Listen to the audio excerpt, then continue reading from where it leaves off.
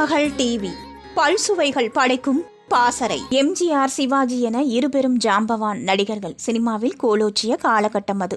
நகைச்சுவையில் பல நடிகர்கள் வந்தார்கள். சந்திரபாபு, மனோரமா, நாகேஷ், உசிலைமணி, குண்டு கல்யாணம், போண்டாமணி, அப்படி இப்படின்னு வந்து போனார்கள். ஆனால் இவர்களில் நாகேஷை தான் பலரும் ரசித்தார்கள். உடல் மொழியே அவருக்கு ப்ளஸ் பாயிண்டாக இருந்தது.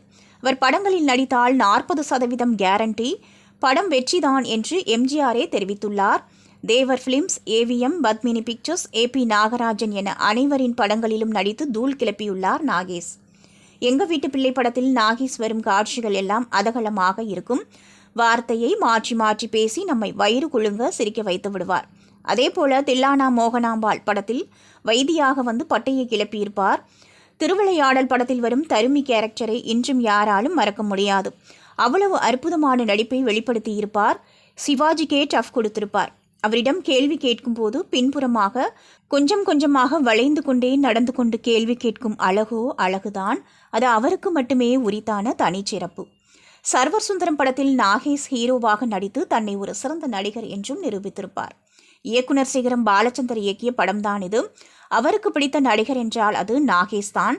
அடிக்கடி கமல்ஹாசனிடம் நாகேஷை பார்த்து நடிக்க கத்துக்கோப்பான்னு சொல்லுவாராம். காதலிக்க நேரமில்லை படத்தில் செல்லப்பாவாக வந்து அசர வைத்திருப்பார். பாமா, விஜயம், அனுபவி ராஜா, அனுபவி படங்கள் அவரது ட்ரேட்மார்க். எதிர்நீச்சல் படத்தில் மாடிப்படி மாதுவாக வந்து சென்டிமெண்ட் சீன்களில் தூள் கிளப்பியிருப்பார். வேட்டைக்காரன், கலாட்டா கல்யாணம், 100க்கு 100, ஊட்டி வரை உறவு என இவர் நடித்த படங்களை சொல்லிக்கொண்டே போகலாம். அத்தனையிலும் முத்தாய்ப்பான நடிப்புதான். இவர் சாகாவரம் பெற்ற கலைஞன் என்பார்கள்.